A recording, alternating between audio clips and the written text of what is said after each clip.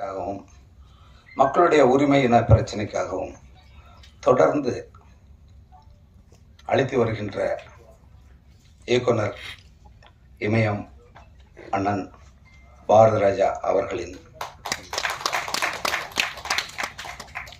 உண்மையான பிறந்தநாள் இன்று.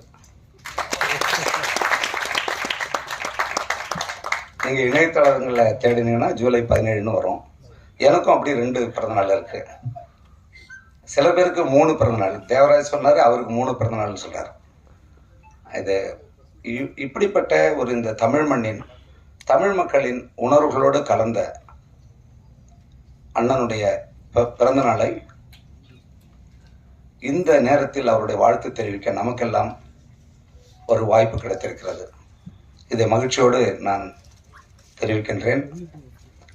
இது எதிர்கால வரலாற்றில் அது பதிவாக